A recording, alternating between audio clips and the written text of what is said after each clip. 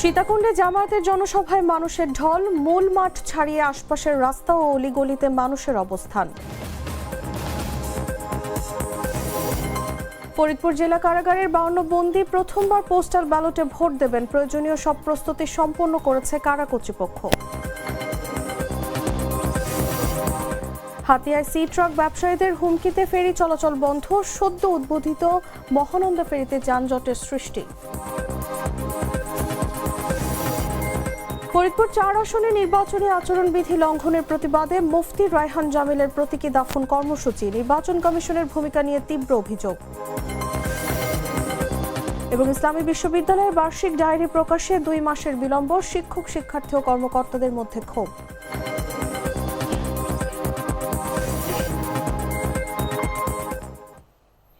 এতক্ষণ শুনছিলেন সংবাদ শিরোনাম। দর্শক, আমন্ত্রণ দেশ জুড়ে সংবাদে, সাথে আছি আমি তসলিমা তিথি।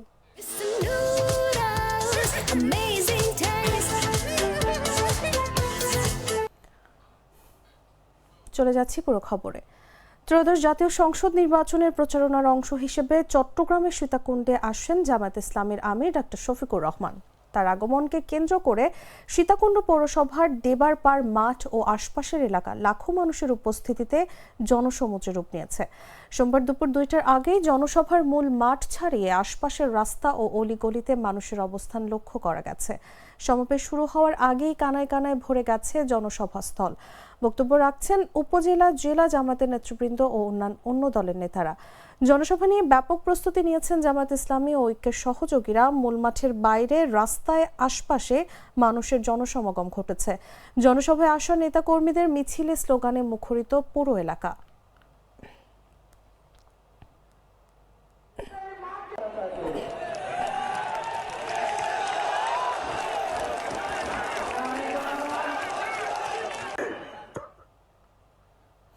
এরপরে নির্বাচনী জনসভায় অংশ নিতে টাঙ্গাইল যাচ্ছেন জামায়াত ইসলামীর আমির ডক্টর শফিকুর রহমান। বুধবার টাঙ্গাইলের শহীদ স্মৃতি পৌর উদ্যানে জনসভায় বক্তৃতা দেবেন।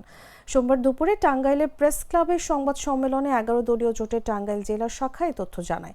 টাঙ্গাইল 5 আসনের জোট মনোনীত সংসদ সদস্য পদপ্রার্থী ও জেলা জামায়াতের আমির আহসান হাবিব মাসুদ বলেন, জামায়াতের আমিরের আগমন উপলক্ষে আমরা প্রস্তুতি গ্রহণ করছি। এই সমাবেশ টাঙ্গাইলে নতুন এক ইতিহাসের সৃষ্টি করবে।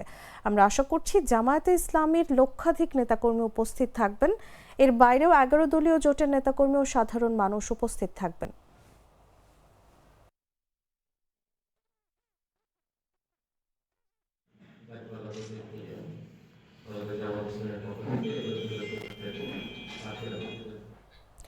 ফরিদপুর জেলা কারাগারের 52 বন্দী পোস্টাল ব্যালটে ভোট দিতে পারবেন। ইতিমধ্যে পোস্টাল ভোট প্রদানের প্রয়োজনীয় সব প্রস্তুতি সম্পন্ন করেছেন ফরিদপুর কারা কর্তৃপক্ষ।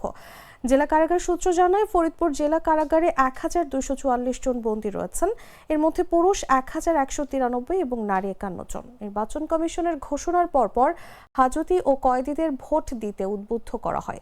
এর ধারাবাহিকতায় আগ্রহী বন্দীরা আবেদন করেন এবং প্রয়োজনীয় কার্যক্রম সম্পন্ন করা হয়। এ বিষয়ে ফরিদপুর কারাগারের জেল সুপার মোহাম্মদ নজরুল ইসলাম বলেন, বন্দীদের ভোট দেওয়ার জন্য 2টি বুথ করা হয়েছে। এছাড়াও বন্দীদের ভোটাধিকার প্রয়োগের নিয়ম কানুনের বিষয়ে তাদের অবগত করা হয়েছে। ফরিদপুর জেলার রিটার্নিং কর্মকর্তা ও জেলা প্রশাসক মোহাম্মদ কামরুল হাসান মোল্লা বলেন, ফরিদপুরের 17,988টি ভোট পোস্টাল ব্যালটের মাধ্যমে দেওয়া যাবে।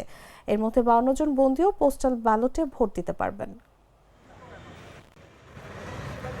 সদস্য সরকারের একটা ব্যতিক্রম ধর্মী, যুগান্তকারী এবং প্রশংসনীয় উদ্যোগের কারণে সাধারণ জনগণের ন্যায় এবার কারাবন্দীরাও আপনার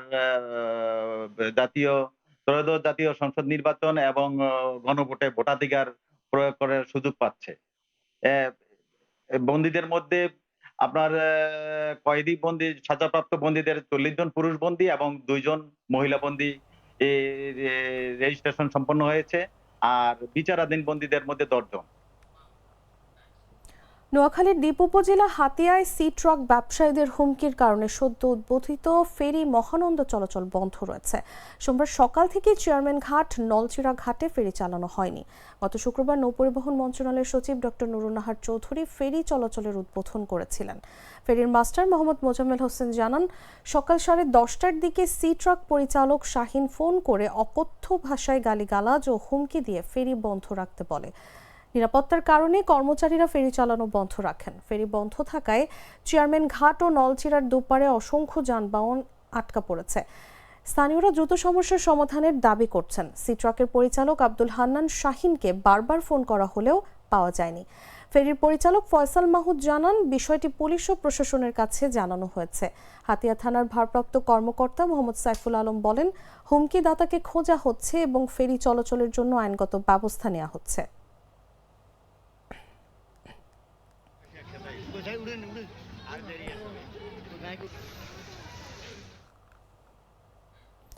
ফরিদপুর ৪ আসনে নির্বাচনী আচরণবিধি প্রকাশ্যে লঙ্ঘনের একাধিক অভিযোগ উঠেছে বলে দাবি করেছেন জাতীয় পার্টি মনোনীত প্রার্থী মুফতি রায়হান জামিল। অনিয়মের প্রতিবাদে নির্বাচন কমিশনকে প্রতীকী দাফন কর্মসূচি পালন করা হয়েছে। সোমবার বেলা ১১টার দিকে চরভদ্রেশ্বর উপজেলার গোপালপুর ঘাটে প্রতিবাদ কর্মসূচি অনুষ্ঠিত হয়। তার অভিযোগ, একটি ইউনিয়নে একটি ব্যানার লাগানোর নিয়ম থাকলেও সেখানে অসংখ্য ব্যানার লাগানো হয়েছে। একইভাবে একটি ওয়ার্ডে একটি নির্বাচনী ক্যাম্প করার কথা থাকলেও একাধিক ক্যাম্প স্থাপন করা হয়েছে।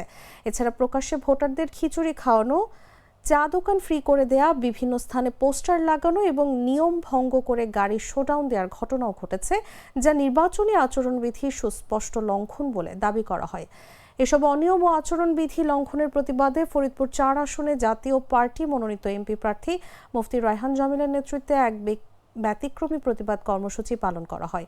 কর্মসূচির অংশ হিসেবে নির্বাচন কমিশনের নিরপেক্ষ ভূমিকার অভাবের অভিযোগ তুলে প্রতীকীভাবে নির্বাচন কমিশনকে মৃত ঘোষণা করে কবর দেওয়া হয়।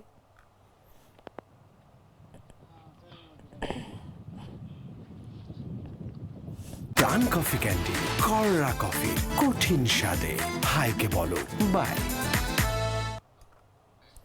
চট্টগ্রামের সীতাকুণ্ডে ফ্রিজিং কাভার্ড ভ্যান ভর্তি ২.৫ টন জাটকা পাচারকালে জব্দ করা হয়েছে। সোমবার সকালে ঢাকা চট্টগ্রাম মহাসড়কের সীতাকুণ্ডের বার আউলিয়া এলাকা থেকে এসব জাটকা জব্দ করা হয়। উপজেলা মৎস্য দপ্তর ও বাংলাদেশ কোস্টগার্ড পূর্ব জোন ভাটিয়ারি শাখা এবং বারো আউলিয়া হাইওয়ে থানা পুলিশ যৌথভাবে অভিযান চালায়। এসব জাটকার বাজার মূল্য প্রায় ৯ লক্ষ টাকা বলে জানা গেছে। আইনগত ব্যবস্থার পরে জাটকাগুলো স্থানীয় এতিমখানায় দিয়ে দেওয়া হয়েছে।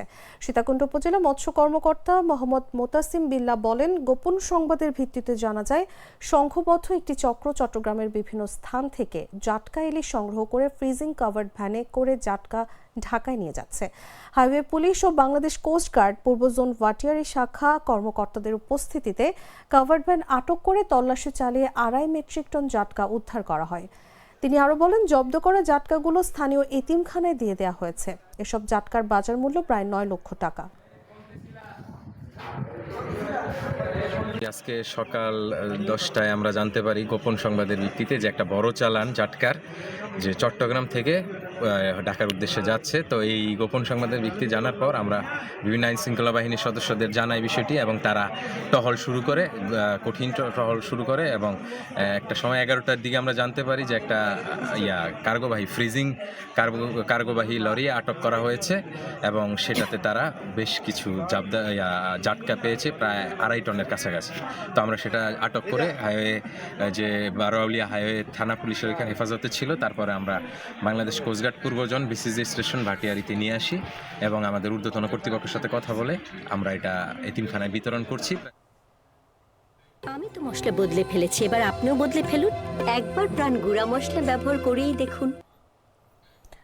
ইসলামী বিশ্ববিদ্যালয়ের বার্ষিক ডায়েরি এবারও ১ জানুয়ারি হওয়া সত্ত্বেও প্রকাশিত হয়নি। জানুয়ারি শেষ হলেও শিক্ষার্থী, শিক্ষক ও কর্মকর্তাদের মধ্যে ক্ষোভ দেখা দিয়েছে।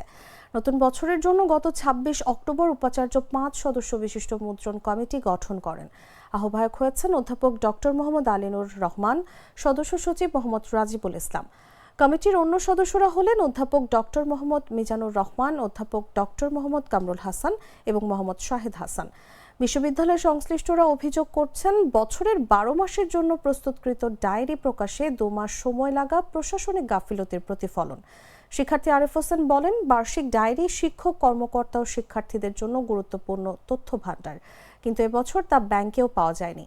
ডায়েরি বিলম্বের বিষয়ে সদস্য সচিব মোহাম্মদ রাজিবুল ইসলাম জানালেন, বাজেট অনুমোদন, শীতকালীন ছুটি এবং ৩৮টি বিভাগ থেকে তথ্য সংগ্রহের বিলম্বের কারণে প্রকাশ দেরি হয়েছে। বিশ্ববিদ্যালয়ের কোষাধ্যক্ষ ডক্টর জাহাঙ্গীর আলম আশা প্রকাশ করেছেন, দ্রুতই ডায়েরি প্রকাশ সম্ভব হবে।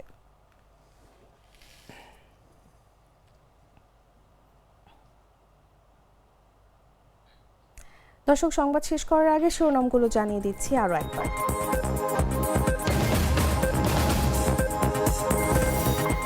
সীতাকুণ্ডে জামায়াতের জনসভায় মানুষের ঢল, মূল মাঠ ছাড়িয়ে আশপাশের রাস্তা ও অলিগলিতে মানুষের অবস্থান।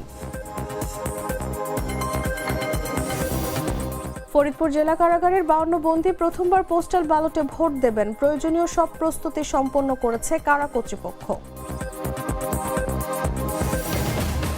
হাতিয়ায় সি ট্রাক ব্যবসায়ীদের হুমকিতে ফেরি চলাচল বন্ধ, সদ্য উদ্বোধিত মহানন্দা ফেরিতে যানজটের সৃষ্টি।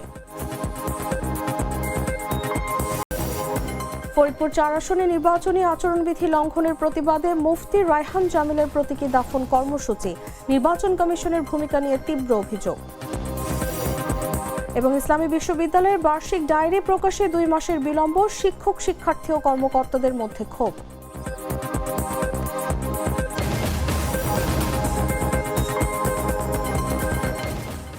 দর্শক, এই ছিল দেশ জুড়ে সংবাদে। এরপর দেখবেন সন্ধ্যা 7টার নিউজ। প্রতি মুহূর্তের সর্বশেষ খবর জানতে ভিজিট করুন jagonews24.com। ফলো করুন আমাদের ভেরিফাইড ফেসবুক পেজ এবং সাবস্ক্রাইব করুন জাগো নিউজের ইউটিউব চ্যানেল।